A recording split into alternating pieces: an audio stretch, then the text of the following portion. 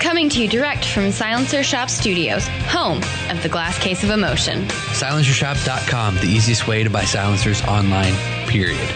Stand by for education, enlightenment, enjoyment, and entertainment. He's not here to talk about your feelings. He's not here to say what you want to hear. He's here to say what needs to be said. Ladies and gentlemen, and children of all ages, please welcome your host, the pimp hand of America, Professor Paul Markel.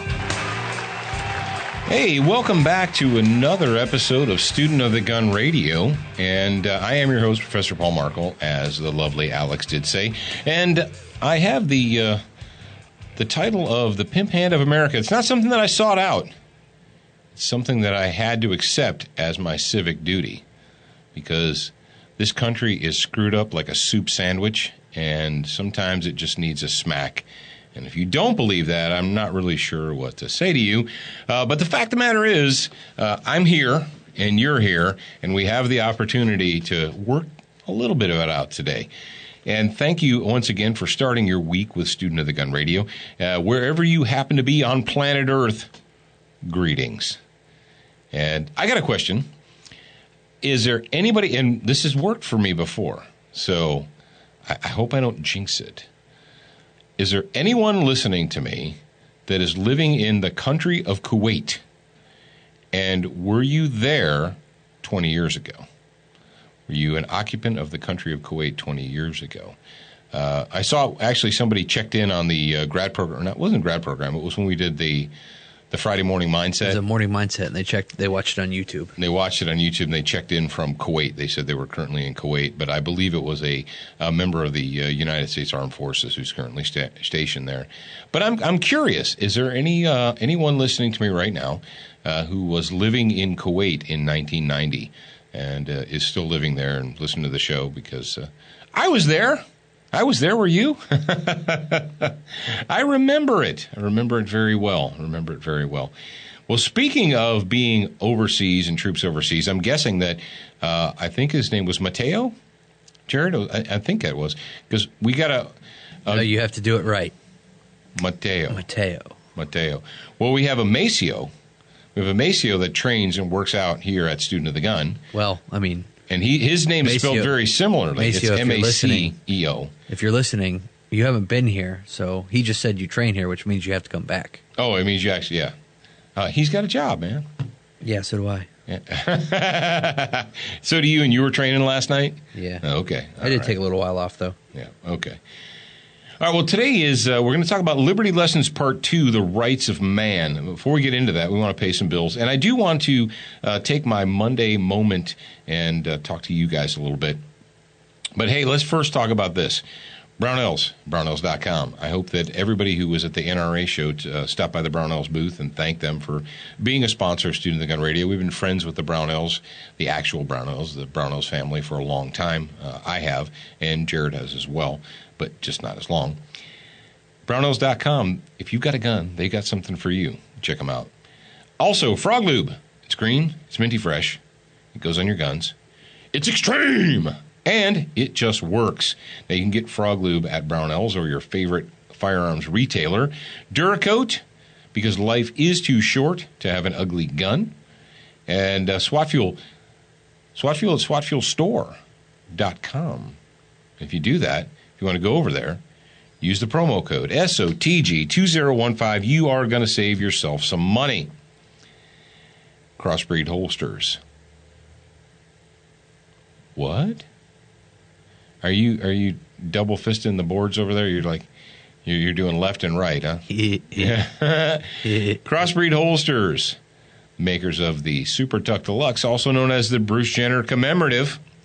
Now, somebody asked me the other day, they're like, why is it that you start your show out with the ads? Why don't you wait till the end? Well, number one is because I want to make sure that I acknowledge the people who make this possible. We couldn't have these cool black carbon steel microphones if it wasn't for our friends in the industry.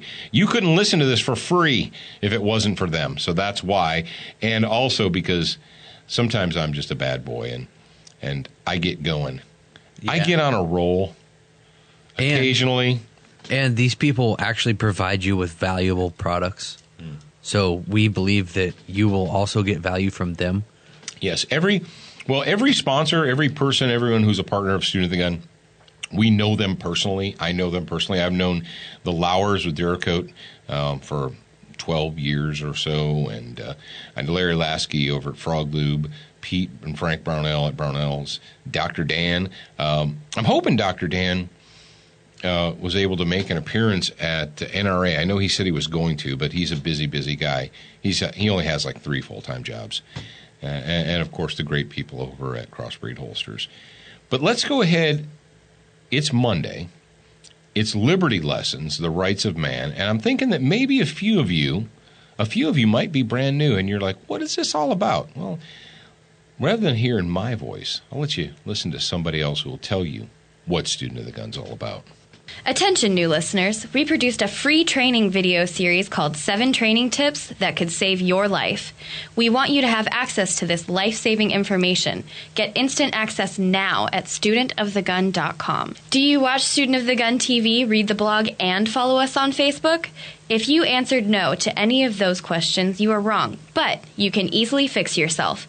Go to studentofthegun.com to find everything SOTG. All right, thank you, Alex, for hipping people to that. I'm going to do my quick motivational moment for troops overseas. And I'm doing this for Aubrey, our young friend Aubrey, who is a United States Marine who's deploying with Marines out of 29 Palms to go overseas.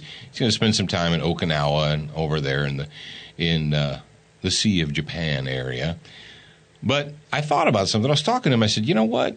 I know that a lot of you hippies out there are either on ships or you're stationed overseas or wherever you happen to be. And I've been there. I've done that. I spent a great deal of time either floating on a boat overseas or being in Okinawa or the desert or wherever. So I can appreciate it.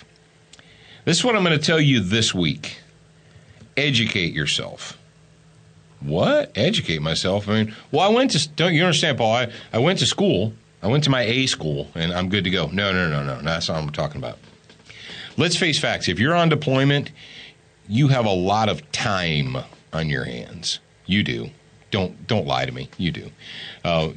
Even if you're in a combat zone, you still have time on your hands. Combat is a lot of just waiting around to be terrified, okay? And what can you do with the time? And this is what I told my young friend Aubrey.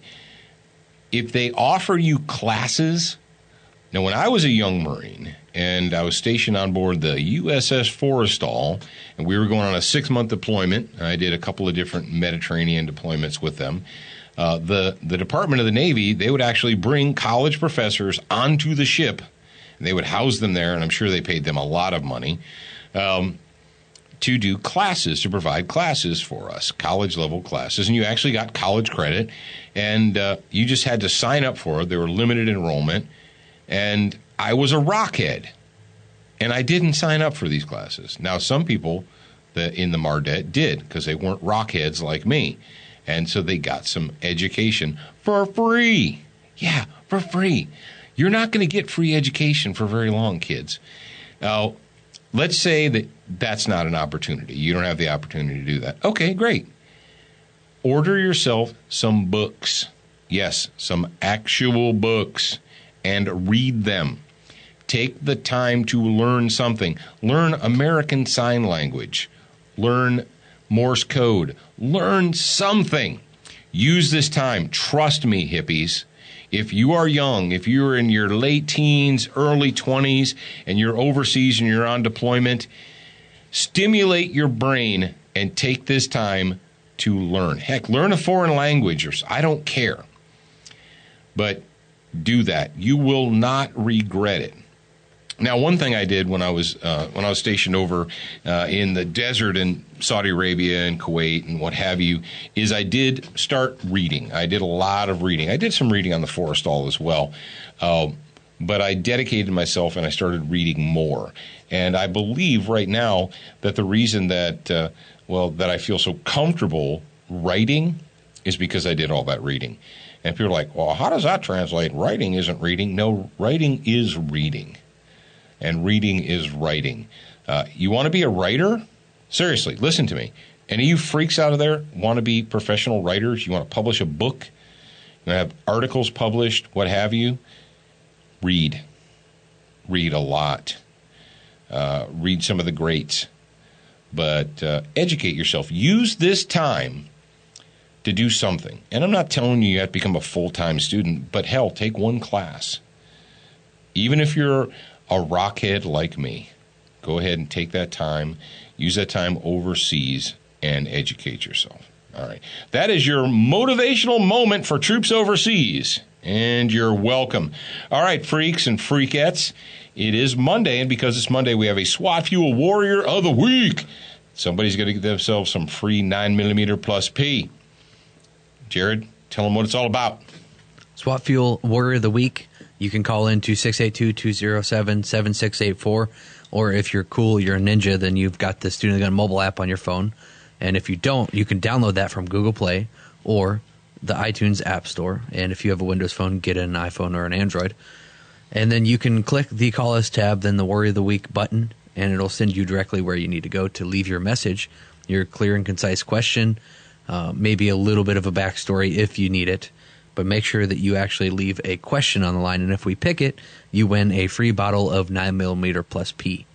Now, if in a couple seconds, if you are the Warrior of the Week, I need you to email Alex, ALEX, at studentofthegun.com. Send her your name, your mailing address, your phone number, and include your email typed in the body. It's that simple.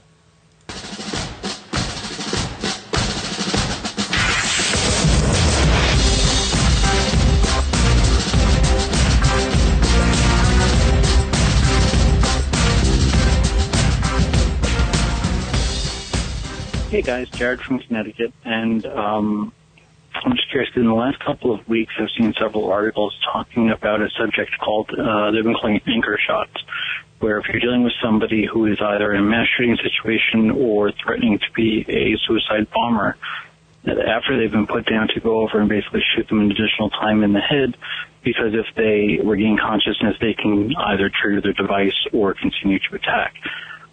Different than a self-defense situation where, let's say in a mugging, where you put the person down, they're no longer a threat. Just wondering what your thoughts are on this, and thanks a lot. Okay, I'm going to go ahead and address this anchor shots thing, and thank you for your call, and make sure that you send Alex, ALEX, at Student of the Gun, all your info so you can get your 9mm plus P. Anchor shots. All right. When you said anchor shots, I was actually thinking about that you meant the pelvic girdle shots. That's something a lot of trainers will do. They'll say, shoot him in the pelvic girdle. Okay. This is kind of, for me, it's not a difficult question, but it's a question that requires a lot of thought, because here's the fact of the matter. If you coup de grace somebody and they're like, all right, you're down, and they're no longer a threat. It's like you said, this isn't a typical mugging where you shoot them and they fall down and you're like, okay, they can't mug me anymore. They can't, so they're no longer a threat. And you walk over there and you pop them in the head. Chances are really good that someone's going to watch you pop them in the head and they're going to say, this dude went over and executed that dude. And you say, no, Paul, but no, I'm talking about a bombing thing or what have you. And like, yeah, but here's the deal. Do you know for a fact that that is the case? Maybe yes, maybe no. And this goes to the headshots in case of body armor thing. A lot of schools over the years have taught if you fire 2 to the chest and it doesn't seem to have any effect, trace your front sight up to the head and shoot them in the head because they're probably wearing body armor and so forth. The fact of the matter is, if you're moving and they're moving, you're kind of doing the gunfight shuffle, and you start popping off rounds at them, you might be thinking, damn, I swear I hit that dude, but he's still squirming around shooting back at me. He must be wearing body armor. Well, yes and no. People have been shot lots of times without body armor on and just failed to take notice of it and kept right on moving. A few weeks ago, well, I guess it was a month ago now, on April 11th, we did the whole thing about the FBI Miami shootout. And those dudes, the Platt and Maddox, they were shot a bunches of times. And they kept squirming around. Platt murdered 2 FBI agents with a non-survivable gunshot wound to the chest. He was gonna die. He just hadn't died yet. And you say, well, that's a good reason to pop somebody in the head. Yes, it absolutely is. The problem with headshots is that heads move very quickly, and they're harder to hit. I mean, let's face it. People can move their heads to the side and bob them and so forth. It's harder to move the upper torso away from your front sight than it is the head.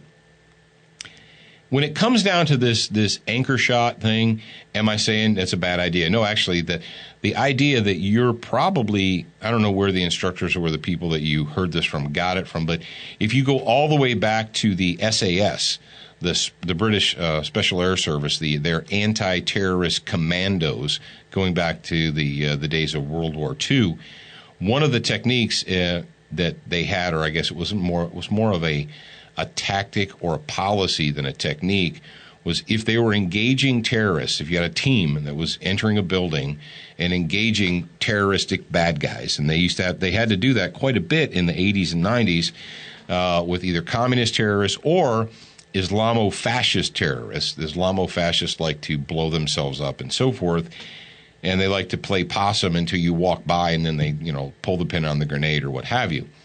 One of the policies of the SAS, this is what I was told this back when I was in the Marine Corps, was that everybody gets one. Everybody gives them a pill. What do you mean everybody gives them a pill? You enter a room and there's a bad guy down. If you came in third and he's down, you put a round in him. The fourth guy on the team puts a round in him. Everybody gives him a pill. And you're like, that's crazy talk. No, it's not crazy talk, because you're talking about dealing with monsters that would kill you if they had the opportunity. These are not arrest drug dealer scenarios. Those weren't like, oh, that guy, we heard that he stole a car and we're going to, go arrest him and stuff. And the SWAT team comes in and everybody in the SWAT team shoots him. No, we're talking about terrorists. We're talking about serious, hardcore bad guys.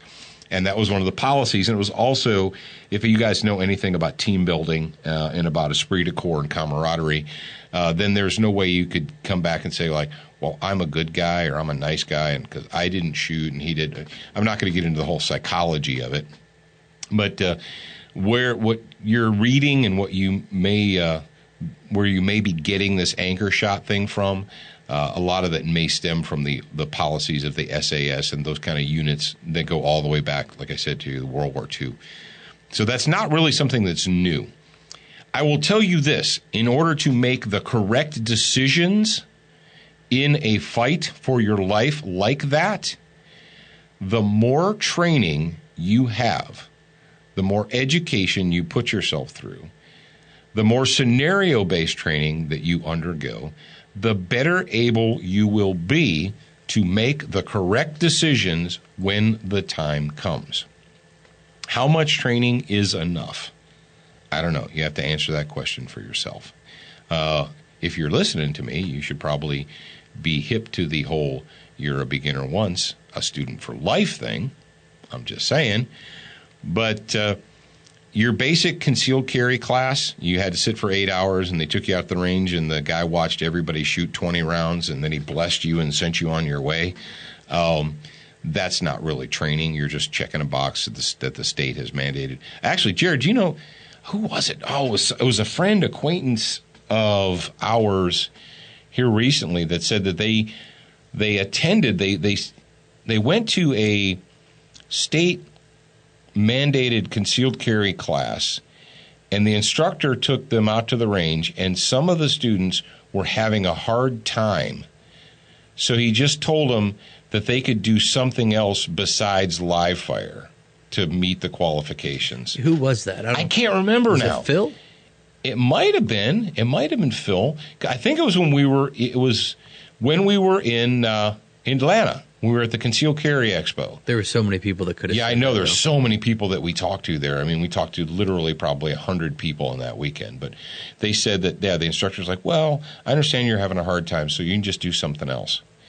Yeah, dudes and dudettes, it's not that your concealed carry class is not. You want to get the fundamentals down, okay? You want to be confident with your gun. And then you want to be confident with your mind. You want to be confident that you're making the correct decisions. And whether it's, shooting them in the head because you think they might be wearing armor, or you think they might be, a mass shooter or whatever. The cool thing about most mass shooters is they're cowards. And normally, as soon as they encounter any type of armed and determined resistance, because they are cowards, they usually will stick their own gun in their mouth and finish it off for you. We've seen that innumerable times in situations where Jared, do you know why it's better for a bad guy to have a gun than a knife in a mass shooting mall thing? Why? Because when good guys fight back, they'll shoot themselves, but they won't stab themselves. I know you're digesting that. It's like click, click, the click. bad click, guy click, would click. shoot himself? Yeah. Okay. Yeah. I mean, we've seen that many times, and this isn't just Paul spouting off bullcrap. Many times we've had these wannabe mass shooters or wannabe murderers, and as soon as they encounter any serious hardcore resistance, they turn the guns on themselves. We've seen it many times. I can think there was one situation, and the guy didn't even have to shoot him. Do you remember that, Jared? It was in a mall, and little Johnny Whackjob walked in and decided he was going to start killing people. A concealed carrier pulled out his gun and pointed it at him, but didn't fire because he didn't have a clear shot. He was afraid that he would hit a bystander, so he ducked back behind cover. But the bad guy saw him, realized that he was going to encounter armed resistance, put the gun in his own mouth and fired and pulled the trigger and ended it. And many of these mass shooters, when they're cornered by the police, the good guys with guns show up. Now it's not so fun anymore. And they put the gun in their mouth and they shoot themselves. So that's the good news, is most of them are cowards. And so when they meet armed resistance, but you'll never hear the Shannons and Bloombergs and those puke-faced scumbags. You'll never hear them acknowledge things like that. So anyway, anchor shots and what have you, here's what I'm going to tell you. That's a situation that you're going to have to make that call when it materializes. The best chance that you have to make the right decision under that stress is to educate yourself, get training, and practice. So, sorry I couldn't give you a 100% thumbs up or thumbs down on that, but that's not really the way the world is. All right, let's talk about, and today is Liberty Lessons Part 2, The Rights of Man. I'm excited for this. I enjoyed Part 1, and I really like these book study things because I don't really know what you're going to say. And it's cool to see, like, when I read the book. What's Dad going to say today? When I read the book, sometimes I don't know. Well, last week we talked about natural law, and we talked about understanding the rights of man. We kind of just touched on it. And what were these guys thinking? That is the importance of this book. And the book is The Political Thought of the American Revolution. Jared actually found some. You have to look, because what happens is people they'll have an old collection of books, or grandpa had a collection of books, and they'll fill them a box full of books, and they'll sell the used books to these various people. And then they'll slowly but surely end up on Amazon, but they go fast. Do they not go fast, Jared? They do. I want to go fast. Mommy, I want to go fast. That's what these books say. They say, Mommy, I want to go fast. Now, Jared put one up, and within, it was like 5 minutes, it was gone. Jared? Yeah, there's a couple of them that were there, and then they were gone. They're gone. Bam. All right. Let's talk about the rights of man, and where does man derive his rights from? Well, we said this on Friday to our grad program, and I'm going to reiterate it to all of you out there in the Student of the Gun radio listening audience. When everything is a right, nothing is a right. inalienable rights are deliberately few and far between, and they are that way because they're that important. If everything is a right, if you have a right to this and that and the other, and reproductive rights and educational rights and food rights and nutrition rights and everybody has a right to everything. When everybody has a right to everything, you actually have a right to nothing, and what you have is a bunch of privileges. Now, let's go to page 81 in The Political Thought of the American Revolution by Clinton Rossiter. And he begins it like this. The state of nature described by Locke, and that's John Locke, as a state of, quote, men living together according to reason without a common superior on earth with authority to judge between them. Now, this is the perfect state that we go back to. People say this is like the original state, all the way back to like Adam and Eve times, when people just knew what was right. It was a point of reference for the revolutionary thinkers. That was their starting point. And the state of nature was, of course, an old concept. And men raised in the tradition of natural law could accept and use it without a feeling or urge to subject it to critical analysis. Now, you need to understand that. The people who were inhabiting the colonies, which became the United States of America in 1770s, they understood the state of nature. And they were raised in that tradition, the tradition of natural law, and they accepted it as a fact. And they didn't feel the need to go back and give it critical analysis. And you say, well, I don't know. I mean, do people really have natural laws? Or do all laws derive from the king? And that's something that you have to ask yourself, you have to struggle with, because quite frankly, many people today in the world, especially those that are what? That are pushed together or, I guess, living on top of each other like rats. Jared, remember when we spoke about being ruled by rats? Oh, yeah, that was a little while ago. How in the United States of America today, people have been encouraged to live in these large metropolitan areas. And within these large metropolitan areas, we have massive groups of welfare recipient / leeches, okay? We have people who have been taught to be dependent upon the benevolence of the government. That you must be subservient and you must support those who are going to give you free money. They're going to give you projects and programs. They've got special government programs just for you. And I'm not talking just about welfare leeches, although that they are a problem. I'm talking about everyone else in the United States who considers himself a productive, rational, reasonable citizen, but still thinks that it's a good idea to get on a program. And right now, as we spoke about last week, a lot of veterans are being tricked into becoming victims.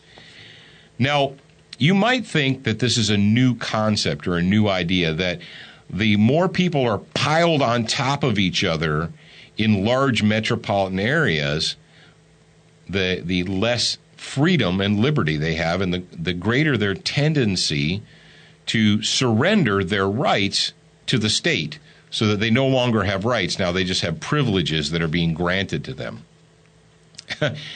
Let's go on, and Rossiter addresses this in his book. Samuel Cook, in his election sermon of 1770, was another who elaborated upon the state of nature. Indeed, it would seem that he had two such states in mind. And I will read directly from the book here. It says, in a pure state of nature, government is in a great measure unnecessary. Private property in that state is inconsiderable. Men need no arbiter to determine their rights. They covet only a bare support. Their stock is but the subsistence of a day. The uncultivated deserts are their habitations, and they carry their all with them in their frequent removes. They are each one a law to himself, which in general is of force sufficient for their security in their course of life. But he continues, it is far more otherwise when mankind are formed into collective bodies or a social state of light. Here their frequent mutual intercourse in degree necessarily leads them to the different apprehensions respecting their several rights, even when their intentions are upright. Temptations to injustice and violence increase, and the occasions of them multiply in proportion to the increase and opulence of the society. The laws of nature, though enforced by divine revelation, which bind the conscience of the upright, prove insufficient to restrain the sons of violence. We have not the fear of God before their eyes.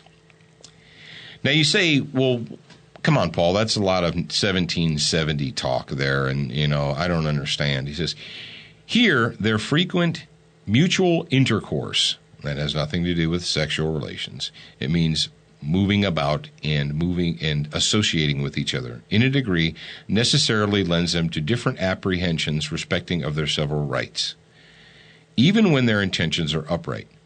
Temptations to injustice and violence increase, and the occasions of them multiply in proportion to the increase and opulence of society. So what Samuel Cook knew in 1770 is the more people you have in a society, in a group, the more people that you have and the more money that is exchanged between those people, the laws of nature, though enforced by divine revelation, which bind the conscience of the upright, will prove insufficient to restrain the sons of violence. Jared, does it not say, does it not seem like Samuel Cook is saying, the more people you have grouped together in a society and the more money they exchange, the greater amount of injustice, temptations to injustice and violence increase, and the occasions of them multiply. So basically, in short, he's saying more money, more problems. More money, more problems, more people, more problems. Mm-hmm. Samuel Cook in 1770 put his finger on the problem of big city America today. The greater the increase of the population and the amount of money in the interchange, the greater the occasions of violence and injustice. Wow. It's interesting to see how that works, huh? They knew back then that the more people you pile on top of each other, the greater injustice and violence will increase. Dude, in 1770 they called this out. This is not something new, strange. I don't know. Why is it so violent in Chicago? I don't know. Now, Jared, the people in Chicago that are murdering each other on a daily basis, are they also in effect starving to death? Do they have no mobile phones? Nope. They have nowhere to live. They're living in tents. The people, you know why the people in Chicago are killing each other, right, Paul? Well, it's because they're all living in tent cities and they're eating 1 cup of rice a day and they have no clothing and no way to communicate with the outside world. And you're like, oh, that's right. They're not. They actually have money. They have a whole bunch of your money and my money. So I found that interesting. And that's just one of the few things that I found in here, in this book. Now, going on to page 84, he says, the state of nature served as a logical antecedent to the 5 major principles of revolutionary thought. And here are the 5 major principles of revolutionary thought as detailed by Clinton Rossiter. Number 1, to proclaim prior existence and therefore prior validity to the laws of nature. You first have to accept the laws of nature and the system of nature, which would be man's inalienable rights. If you cannot accept those, then you can't have a revolution. We can't form this country. Number 2, to describe man's basic nature by calling attention to those qualities of character he possessed before and despite the government or society. Number 3, to describe man's basic rights, which are therefore considered gifts of God or of nature and not of the community. He was not given the rights by a man. Rights do not devolve. Absolute inalienable rights don't come as gifts from men. Because why? Well, because if man gives you the rights, man can take them away. They're not actually rights. They're privileges. Number 4, to demonstrate the clear necessity of a government based on the principles of freedom. What? He's saying that we were going to form this government in the 17th based upon principles of freedom? Get the Farfignugan right out of here. And number 5, and finally, give a mechanistic explanation of the origin of government in order to free men from the past and let them build a new political institution to suit themselves. That man has the authority to form governments which best suit their needs and support the inalienable rights. Wow. That's crazy talk, isn't it, Jared? Can I read you one quote from Alexander Hamilton before we wrap? Yes. I would love to do that. Okay. This is a quote from Alexander Hamilton. It says, "In a state of nature, no man had any moral power to deprive another of his life, limbs, property, or liberty, nor the least authority to command or exact obedience from him." So if we're to accept that inalienable rights are based upon natural law or man's natural rights, and that no person has the right or authority to deny you of your life, liberty, or property, that is the foundation. This is the bedrock upon which the United States Constitution was founded. And without that bedrock, without that foundation, if we can't accept that, then everything else is immaterial. Everything else is just, well, who's sitting in the chair today? Oh, that guy sitting in the big chair? Well, I guess we have to do whatever he says. And then maybe tomorrow we'll put somebody else in the big chair and we'll have to do what they say. And every time somebody else walks into the White House or to Congress, we're just going to have a whole new set of rules and regulations because we don't have any bedrock or foundation. Folks, you need to understand, your friends, relatives, neighbors, children, they all need to understand this. And if you get your hands on the political thought of the American Revolution, you hold on to that sucker and you hold on tight. That's why I own 2 copies of it. I should put one in a fire safe. I should. All right, cats and kittens and children of all ages, thank you for joining us for yet another episode of Student of the Gun Radio. I appreciate you being out there. Remember, you're a beginner once, but you should indeed be a student for life.